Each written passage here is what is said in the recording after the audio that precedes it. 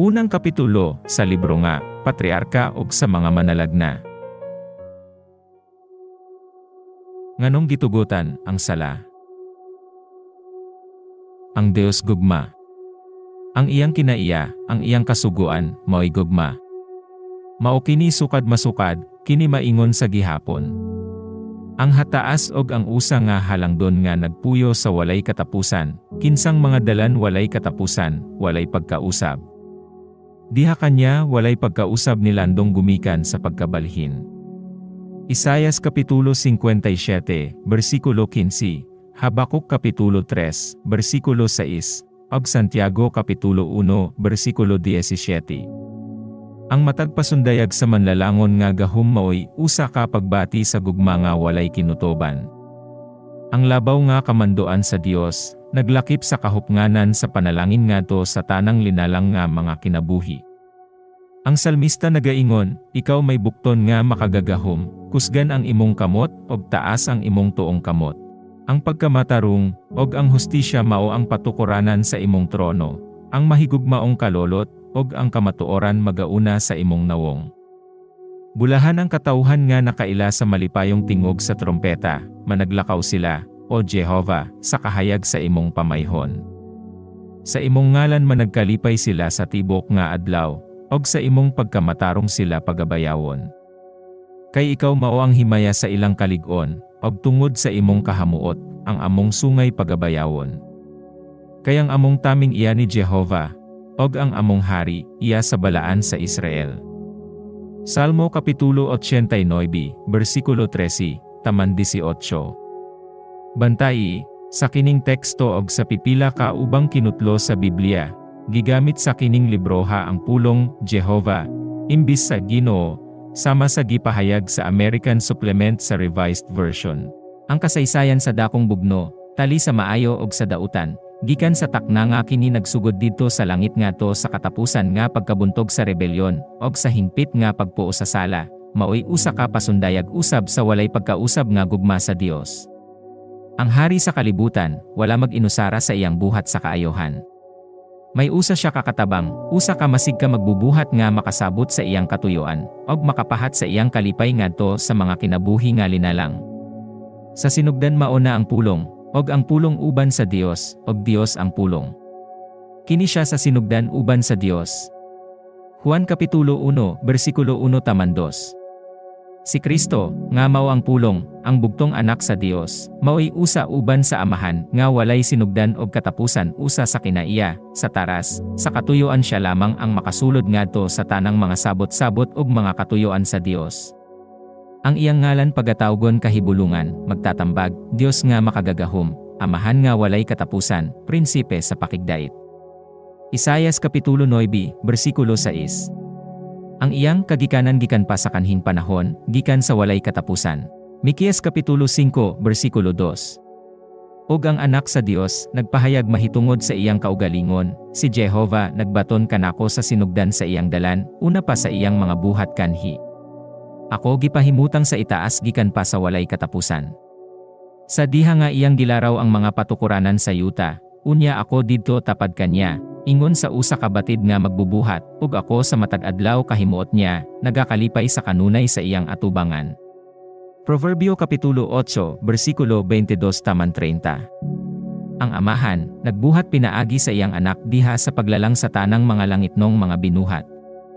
Kay pinaagi kanya, gibuhat sa Dios ang tanan nga atua sa langit ug aniya sa yuta, makita ug dili makita, mga gahom nga espirituhanon, mga pamunuan, mga hari og ang tanan nga nagmando. Gibuhat sa Dios ang tanan pinaagi kanya og alang kanya. Kolosas kapitulo 1, bersikulo 16. Ang mga manulunda, mao ang mga sulugoon sa Dios, nga nagasiga sa kahayag nga sa tanang panahon nagasidlak gikan sa iyang presensya, ug nagadali diha sa matulin nga paglupad aron sa pagtuman sa iyang kabubuton, apan ang anak, ang dinihog sa Dios, nga mao ang tukma nga larawan sa iyang kinaiya, ang kahayag sa himaya sa Dios, ang nagasapnay sa kalibutan pinaagi sa gahom sa pulong, mao ang kinalabuan nilang tanan. Unsa ka mahimayaong trono. Sukad sa sinugdan, mao ang dapit sa iyang santuaryo, ang sitro sa pagkamatarong, mao ang sitro sa iyang ginharian. Hebrewhanon kapitulo 1, bersikulo 3-8. ag Jeremias Kapitulo 17, bersikulo 12. Ang kadungganan og kahalangdon anaa sa atubangan niya. Kalig-on og katahom anaa sa iyang balaan nga puloy anan. Salmo Kapitulo 96, bersikulo 6. Ang mahigugmaong kalolot og ang kamatuoran magauna sa iyang nawong. Salmo Kapitulo 89, bersikulo 14. Ang kasuguan sa gugma, ingon nga patukuranan sa kagamhanan sa Dios, ang kalipay sa tanang kinabuhi, nga may salabutan nagsalig sa ilang hingpit nga pag-uyon sa iyang dakong mga prinsipyo sa pagkamatarong. Ang Dios, nangandoy gikan sa tanan niyang mga binuhat sa pag-alagad sa gugma, ang pag-alagad nga nagagikan sa usa ka pagmahal sa iyang kinaya. Siya walay kahimuot sa usa ka pinugos nga pagsugot, og ngadto sa tanan, siya nagtugyan sa kagawasan sa pagbuot, aron sila maghatag kanya sa kinabubuton nga pag-alagad. Samtang ang tanang mga binuhat nga may kinabuhi, nag-ila sa pagdapig sa gugma, dihay hingpit nga panagkauyon sa tibok kalibutan sa Dios. Mao'y kalipay sa langit nung panon, ang pagtuman sa katuyoan sa ilang magbubuhat. Gikalipay nila ang pagpasidlak sa iyang himaya, og ang pagpasundayag sa iyang pagdayeg. Og samtang ang gugma ngadto sa Dios, mao ang labing labaw, ang gugma alang sa usa, ngadto sa usa ka masaligon og makyangayon. Walay paningog sa panagbingkil sa pagdaot sa langit non nga panagkauyon. Apan miabot ang usa ka kausaban niini nga malipayon nga kahimtang. Dihay usa nga mituis sa kagawasan, nga gitugyan sa Dios ngadto sa iyang mga binuhat. Ang sala nagsugod diha kanya, kinsa, sunod kang Kristo, mao ang labing gipasidunggan sa Dios, og mao siya ang kinatasan sa gahom og sa himaya taliwala sa mga pumupuyo sa langit. Si Lucifer, ang anak sa kabuntagon, maoy nag-una sa mga kerubin nga nagatabon, balaan og wala mahugawi. Siya nagtindog diha sa presensya sa dakong magbubuhat, og ang walay hunong nga silak sa himaya nga nagputos sa Dios nga walay sinugdanan og walay katapusan, nagtungtong diha kanya. Mao kini ang giingon sa Ginoong Jehova, ikaw nagapatik sa katibuk-an, puno sa kinaadman, og hingpit sa katahom. Ikaw dito sa Eden, ang tanaman sa Dios, tanang mga mahalon nga bato, maoy imong tabon. Ikaw mao ang dinihog nga kerubin nga nagatabon, og ako ang nagapahimutang kanimo. Ikaw diha sa balaan nga bukid sa Dios, ikaw nagasaka kanaog sa taliwala sa mga bato nga kalayo. Ikaw hingpit sa imong kagawian, gikan sa adlaw sa pag-umol kanimo, hangtod nga ang pagkadili matarong hingkaplagan diha kanimo. Ezekiel Kapitulo 28, bersikulo 12-15. Sa hinay-hinay, si Lucifer nagpahinunot sa tinguha sa pagtuboy sa kaugalingon. Ang kasulatan nagaingon, ang imong kasing-kasing gipataas tungod sa imong katahom, gidaot mo ang imong kinaadman, tungod sa imong kasilaw. Ezekiel Kapitulo 28, bersikulo 17. Ikaw miingon, diha sa imong kasing-kasing ituboy ko ang akong trono sa ibabaw sa mga bituon sa Dios. Ang akong kaugalingon mahisama sa hataas nga uyamot. Isayas bersikulo 14, bersikulo 13-14. Bisan pa nga ang tanan niyang himaya gikan sa Dios, kining kusganon nga manulonda nag-ila niini nga may kalabutan ang iyang kaugalingon. Ingon nga wala matagbaw sa iyang katungdanan, bisan pa nga gipasidunggan siya labaw sa langit nung panon, nangaha siya sa pagtinguha sa pasidungog nga para lamang sa magbubuhat. Sa baylo nga himuong labing labaw ang Dios, diha sa mga pagbati ug sa pagsugot, sa tanang mga binuhat, maoy iyang paningkamot ang pagkuha sa ilang pag-alagad ug ang pagkamaunongon nga to kanya. Ug ang paghamkon sa himaya, nga gitugyan sa amahan nga walay katapusan, ngadto sa iyang anak, gipaninguha ni ining prinsipe sa mga manulonda, ang katungod nga iya lamang ni Kristo. Karon naguba ang hingpit nga panagkauyon didto sa langit. Ang taras ni Lucifer sa pag-alagad sa iyang kaugalingon inay sa iyang magbubuhat, nakaaghat og usa ka pagbati sa kabalaka sa diha nga namatikdan nila nga nag-ila nga ang himaya sa Dios kinahanglan mao ang labing labaw. Dito sa langit non nga katiguman, nangamuyo ang mga manulunda ngadto kang Lucifer. Gipahayag sa anak sa Dios, diha sa iyang atubangan ang pagkahalangdon, ang pagkamaayo, ug ang hustisya sa magbubuhat, ug ang balaan, ug walay pagkausab sa kinaiya sa iyang kasuguan. Ang Dios mismo, mao ang nagtukod sa kahusay sa langit, og ang pagtipas gikan nini, si Lucifer maghatag og dautan nga kadungganan sa iyang magbubuhat, og magdala og kalaglagan sa iyang kaugalingon.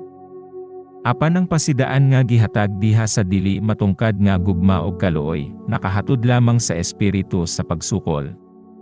Gitugutan ni Lucifer ang iyang kasina kay Kristo nga maoy nagpasulabi, og naghimo kaniya nga labaw pa kamatinguhaon.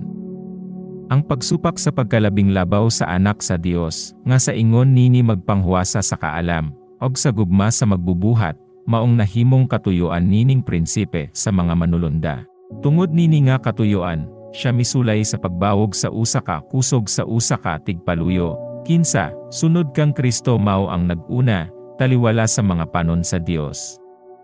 Apan gusto sa Dios, nga ang pagbuot sa tanan niyang mga binuhat, dili mapinugnan, og walay usa nga mapasagdan, nga walay magbantay sa nagakalibot nga pangatarungan. Nga pinaagi niini, ang rebelyon nagtinguha sa pagpakamatarong sa iyang kaugalingon. Sa dili pabuksan ang dakong bangga, ang tanan kinahanglan may usa ka tin-aw nga pagpaila sa iyang kabubuton, kinsang kaalam og pagkamaayo mao ang tuburan sa tanan nilang kalipay.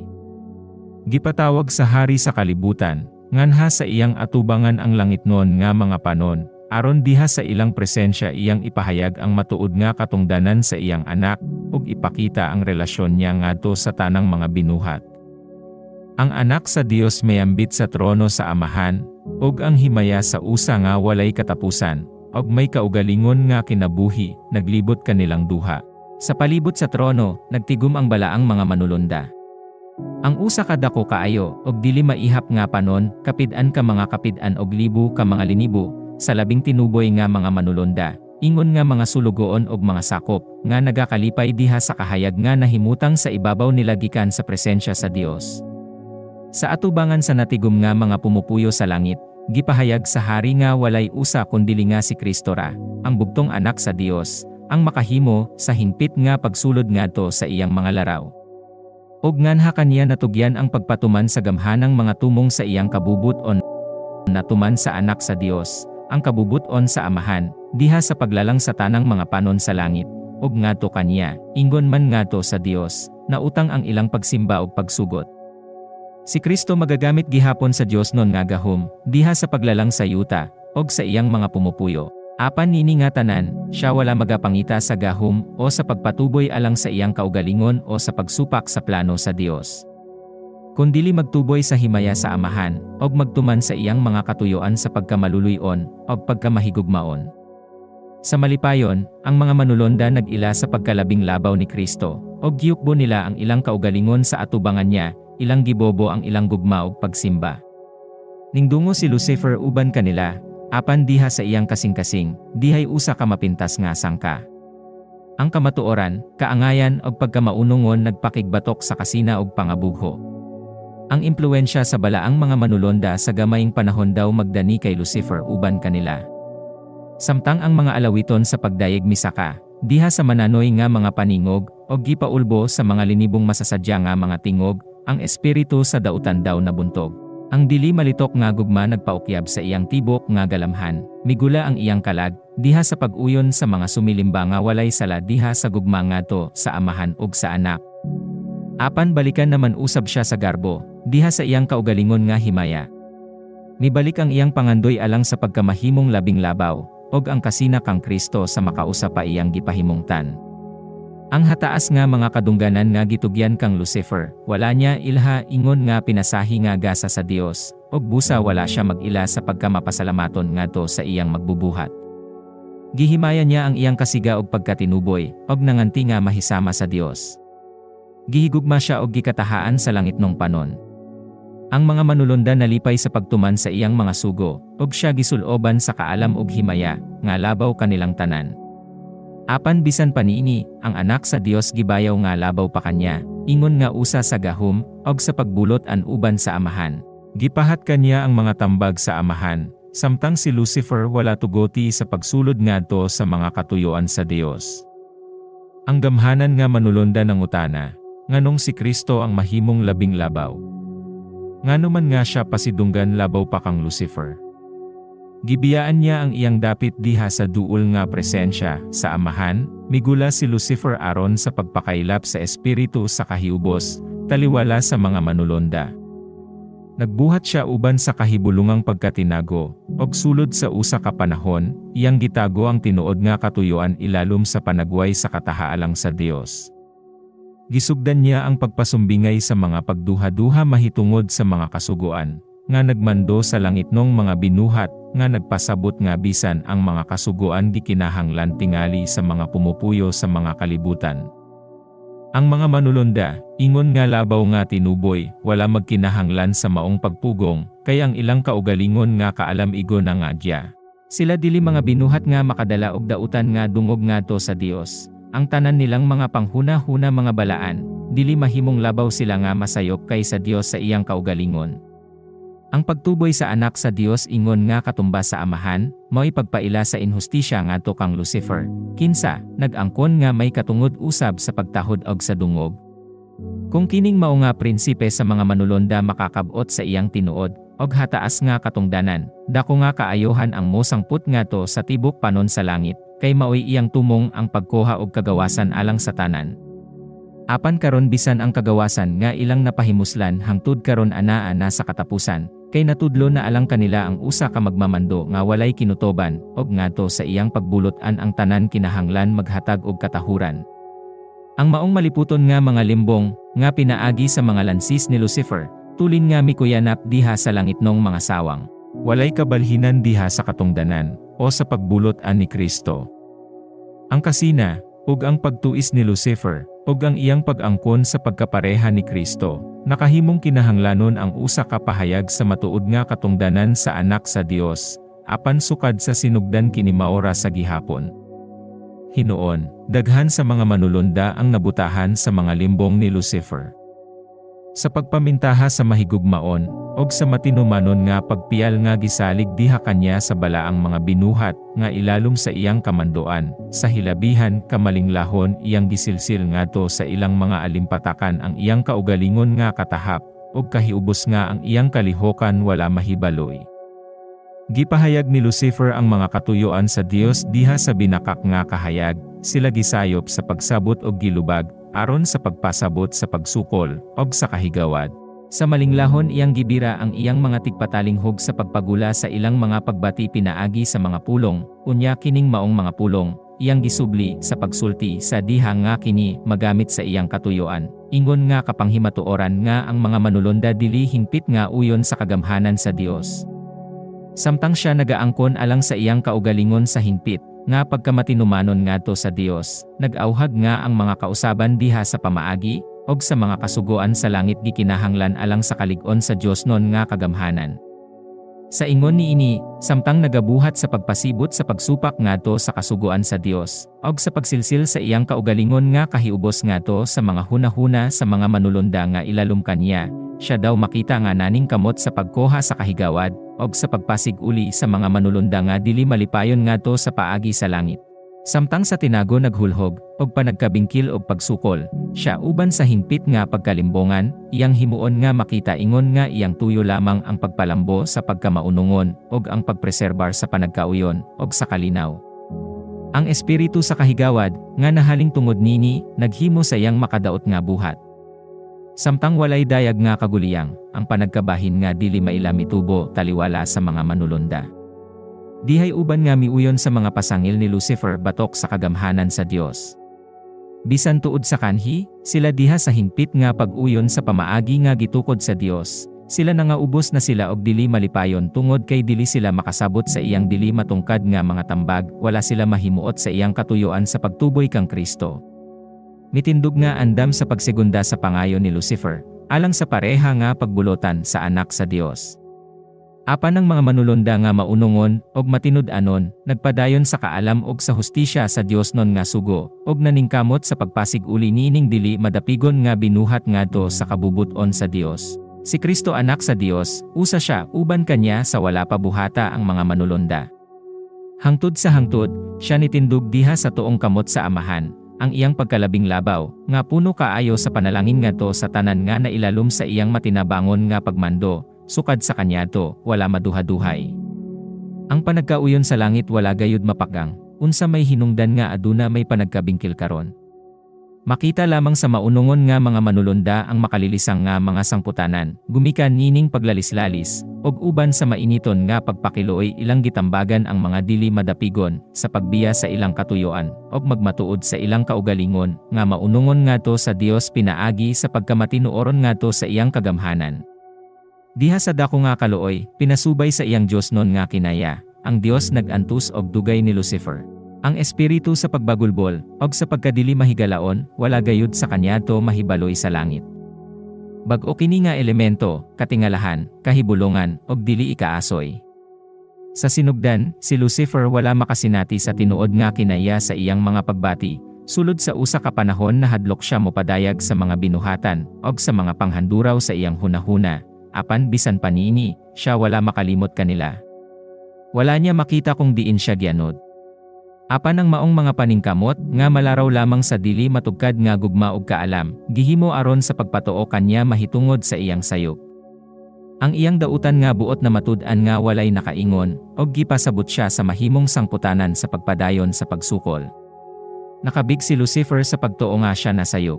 Nakita niya, nga si Jehovah, matarong sa tanan niyang mga paagi, og puno sa grasya sa tanan niyang mga buhat. Salmo Kapitulo 145, versikulo 17. Nga ang Dios non nga mga kabalaoran mga matarong, og kinahanglan siya mag-ila kanila nga ingon sa atubangan sa tibok nga langit. Kung nahimo pa niya kini, maluwas unta ang iyang kaugalingon, og ang daghang mga manulunda. Ngatong panahona, wala pa sa hingpit niya gisalikway ang iyang pagdapig ngadto sa Dios. Bisan pa nga iyang gibiyaan ang iyang katungdanan, ingon nga kerubin nga nagatabon. Apan kung andam pa lamang siya mobalik ngadto sa Dios, nga magaila sa kaalam sa magbubuhat. Ug mahimuot sa pagdawat sa katungdanan, nga itudlo kanya diha sa dakong plano sa Dios, ikapahiuli unta siya sa iyang katungdanan. Ang panahon mayabot alang sa usa ka katapusan nga hukom, mutugyan ba siya sa hingpit ngadto sa Dios non nga labing labaw, o ibutang ba niya ang iyang kaugalingon diha sa dayag nga pagsukol? Hapit na unta siya makaabot sa desisyon sa pagbalik, apan ang iyang garbo maoy nagdumili kanya. Kadto maoy hilabihan ra kadako nga sakripisyo, alang sa usa ka gipinasidunggan pag-ayo kanyato, ang pag-angkon nga siya naglunang diha sa kasaypanan, nga ang iyang mga panghuna-huna mga bakakdiay, og sa pagtahan ngadto sa pagbulotan nga iyang gitrabaho sa pag-aprobar nga dili matarong. Ang usa ka maloloy-on nga magbubuhat, diha sa mapangandoyon nga kaloy alang kang Lucifer, og sa iyang mga sumusunod, nagapaningkamot sa pagdani kanila sa pagbalik gikan sa bungaw sa kalaglagan, din sila hapit na moombak. Apan ang iyang kaloy gituis pagsabot. Gipunting ni Lucifer ang pailob sa Dios ingon nga usa ka panghimatuoran sa iyang kaugalingon nga pagkalabaw, usa ka pagpasabot nga ang hari sa kalibutan, motugot pa sa iyang mga panahon. Kung ang mga manulonda motindog lamang nga malig-on uban kanya, siya mipahayag, nga sila makakuha pa sa tanan nga ilang gitinguha. Sa kanunay, iyang gilabanan ang iyang kaugalingon nga padulungan, og sa hingpit na ngako sa iyang kaugalingon ngadto sa dakong away batok sa iyang magbubuhat. Sa ingon niini, nga si Lucifer, ang magdadala sa kahayag, ang nagaambit sa himaya sa Dios, ang nag-alagad sa iyang trono, tungod sa paglapas na himong Satanas, ang kaaway sa Dios, og sa balaang mga binuhat, og ang maglalaglag sa mga gitugyanan sa langit ngadto sa iyang pagkapangulo, og pagkamagbalantay. Sa iyang pagsalikway, uban sa pagbibiyay sa mga pangatarungan, og sa mga pakiluoy sa matinumanong mga manulonda, iyang gitumboy sila ingon nga nalimbongan nga mga ulipon. Iyang gimantala nga, ang pagkapinalabi nga gipakita ngadto kang Kristo maoy usa ka buhat nga inhustisya nganha sa iyang kaugalingon, og ngadto sa tanan sa langit nung panon, og nagpahibalo, nga siya dili na modungo niini nga pagyatak sa iyang mga katungod og sa ilaha. Dili na gayud sila mo'y pag-usab, sa pagkalabing labaw ni Kristo.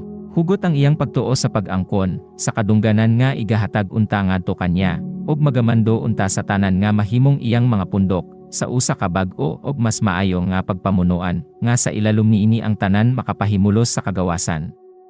Dili diyutay ang gidaghanon sa mga manulonda, ang mipaila sa ilang katuyoan sa pagdawat kanya ingon nga ilang pangulo. Ingon sa naulog-ulogan sa pagdapig nga iyang nadawat, naglaom siya sa pagdaognganha kanya sa tanang mga manulonda, aron mahimong tumbas siya sa Dios, og pagasugton sa tibok nga panon sa langit. Sa gihapon, ang matinumanon nga mga manulonda nag-agda kanya, og sa iyang mga dumadapig sa pagpasakop ngadto sa Dios, og ilang gipahimutang sa ilang atubangan, ang dili malikayan nga sangputanan kung sila magdumili, siya nga maoy nagbuhat kanila, makahimo sa paglaglag sa ilang gahom, o magasilot sa ilang masukolon nga pagpangahas. Walay manulunda ang makahimo sa pagsupak nga malampuson sa kasuguan sa Dios, nga ingon ang pagkabalaan sa iyang kaugalingon. Ilang gipasidan-an ang tanan, sa pagsira sa ilang mga igdulong ug batok sa malimbongon nga pangatarungan ni Lucifer, ug gyagda siya ug ang iyang mga sumusunod sa pagpangita sa presensya sa Dios, sa walay langan, ug magsugid sa ilang sayop mahitungod sa ilang pagsupak sa iyang kaalam ug pagbulotan. Daghan ang gusto nga mo patuo ni ini nga tambag, sa paghinulsol sa ilang dautan og buot, ug magtinguha nga pagadawaton pag-usab ngato sa amahan ug sa iyang anak. Apan may andam nga laing limbong si Lucifer. Ang gamhanan nga rebelde nagpahayag karon, nga ang mga manulunda nga nakighiu sa kanya hilabihan na kanahilayo, nan, nga malisud na ang pagbalik, nga siya may kasinatian sa Dios non nga kasuguan, og nahibalo nga ang Dios dili makapasaylo. Iyang gipahayag nga ang tanan nga magpasakop sa pagbulotan sa langit, pagalaksian sa ilang dungog, og ipaubos gikan sa ilang katungdanan. Alang sa iyang kaugalingon, hugot ang iyang paghukom nga dili nagayud siya mo ila pag-usab sa pagbulotan ni Kristo. Ang nahibilin lamang nga padulongan alang kanya, og sa iyang mga sumusunod, matud pa niya, mao ang pagbarog sa ilang kagawasan, og ang pagkuha pinaagi sa kusog sa mga katungod nga sa dakong kahimuot wala gihatag kanila. Kutob sa kabalakan ni Satanas sa iyang kaugalingon, kini tinuod nga siya na hilayo na kaayo nga malisud na ang pagbalik. Apan dili ingon kanila, nga nabutaan sa iyang mga limbong. Alang kanila, ang tambag ug ang mga pakiluoy sa matinumanon nga mga manulonda nagbukas ug usa ka pultahan sa paglaom, ug kung ila pang gimatngonan ang pasidaan, makalighot unta sila gikan sa litag ni Satanas. Apan ang garbo, ang gugma alang sa ilang pangulo, ug ang handom alang sa dili pinugnan nga kagawasan, gitugutan sa pagpasulabi sa ilang kasing-kasing, og ang mga pangamuyo sa Dios non nga gugma og kaluoy sa katapusan ilang gisalikway. Gitugutan sa Dios si Satanas sa pagpadayon sa iyang buhat, hangtod nga ang espiritu sa pagkadili mahigalaon na hinog ngadto sa pagka masingkamuton nga pagsukol. Kinahanglan nga, ang iyang mga plano mapalambos sa hingpit, aron makita sa tanan ang ilang tinuod nga kinaiya, ug kahiligan. Si Lucifer, ingon nga ang dinihog nga kirubin, taas kaayo ang pagpasidungog, gihigugma siya pag-ayo sa langit nung mga binuhat, og ang iyang impluwensya kanila malig-on, ang kagamhanan sa Dios naglakip dili lamang sa mga pumupuyo sa langit, kundili sa tanang mga kalibutan nga iyang gibuhat, og nakahukom nga kung iyang madala ang mga manulonda sa langit uban kanya sa pagsukol, madala usab niya ang tanang mga kalibutan. Sa inantigo, iyang gipahayag ang iyang baruganan mahitungod sa isyo, ginamit ang malimbongon nga mga pangatarungan og lansis aron sa pagkuha sa iyang mga tumong. Dako kaayo ang iyang gahom sa paglimbong. Pinaagi sa pagtakuban sa iyang kaugalingon diha sa kupo sa bakak, nakakuha siya og bintaha. Ang tanan niyang mga lihok gibistihan sa kahibulungan, nga niini malisud ang pag-ilangato sa mga manulonda sa tinuod nga kinaiya sa iyang buhat. Hangtod kini mapalambo sa hingpit, dili kini mapakita nga butang nga dautan, ang iyang pagkadautan og buot dili masabtan nga pagsukol. Bisan ang matinumanon nga mga manulonda, wala makaila sa hingpit sa iyang taras, o makakita kung asa paingon ang iyang buhat. Sa sinugdan, gidumala ni Lucifer ang iyang mga panulay nga siya sa iyang kaugalingon makita nga wala magbuhat. Ang mga manulonda nga wala niya madala sa hingpit nga anhakan niya, iyang gisumbong nga walay pagtagad sa mga tinguha sa langit nung mga binuhat. Ang buhat gayud nga siya sa iyang kaugalingon maoy nagabuhat, iyang gipasangil ngadto sa matinumanon nga mga manulonda. Maoy iyang palakaw, ang paglibog uban sa malinglahon nga pangatarungan mahitungod sa mga katuyuan sa Dios. Ang tanang butang nga dili malisud sabton, iyang bukotan sa misteryo, og pinaagi sa inantigo nga pagtuis, magdapit og pagduha-duha sa labing yano nga mga pahayag ni Jehovah. Og ang iyang taas nga katungdanan, nga suod kaayo ang pagkadugtong sa Dios non nga kagamhanan, naghatag og dako-dako nga kusog sa iyang mga pagtuis. Ang Dios makagamit lamang sa mga paagi nga mahiuyon sa kamatuoran ug sa pagkamatarong. Si Satanas makagamit sa dili magamit sa Dios, pag-ulog-ulog, ug paglimbong. Naninguha siya sa pagpanghimakak sa pulong sa Dios, ug gituis niya ang iyang plano sa pangagamhanan, Sa pangatarungan nga dili makatarunganon ang Dios sa pagpahamtang ug mga kasugoan diha sa mga manulonda, nga ang pagkinahanglan sa pagpasakop o pagsugot gikan sa iyang mga binuhat, nagapangita siya sa pagtuboy sa iyang kaugalingon.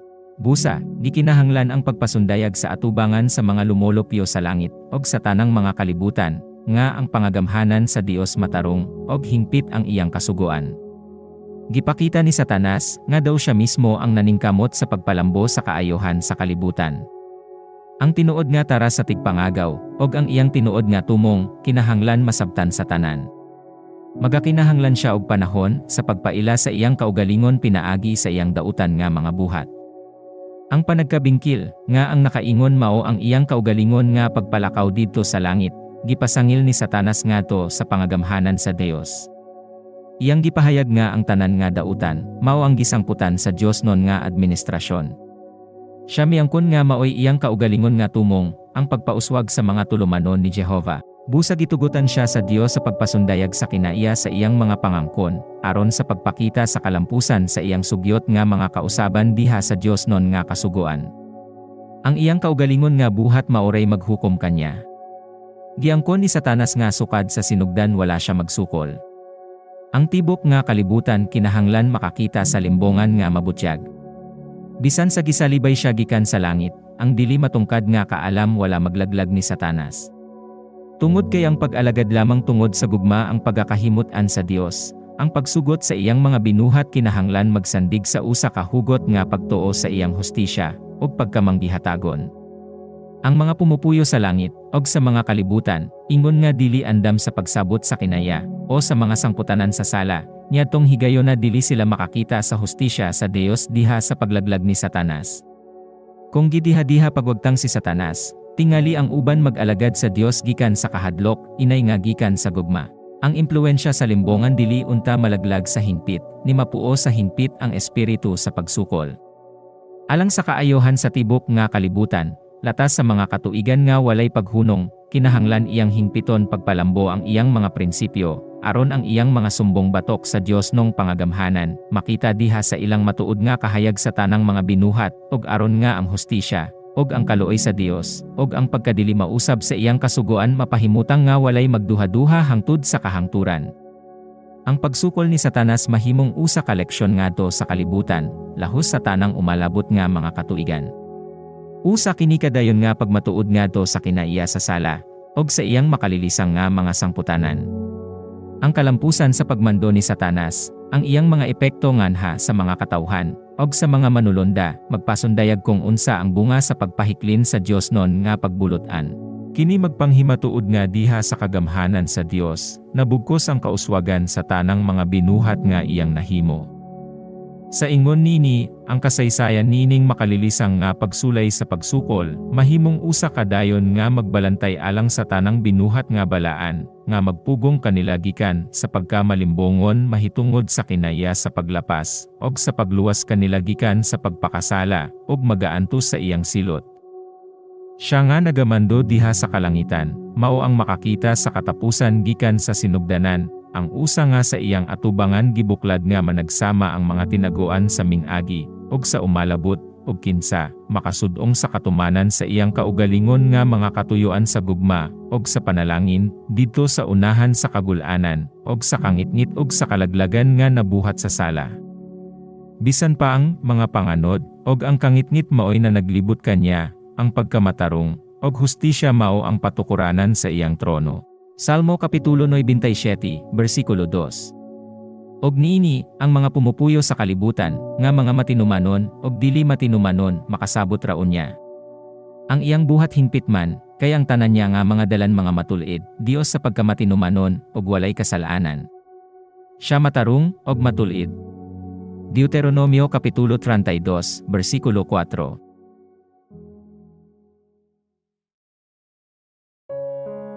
Salamat sa pagpamalandong. Ayaw kalimti og like, share, og subscribe alang sa dugang nga mga espiritu sa tagna, nga mga audiobook.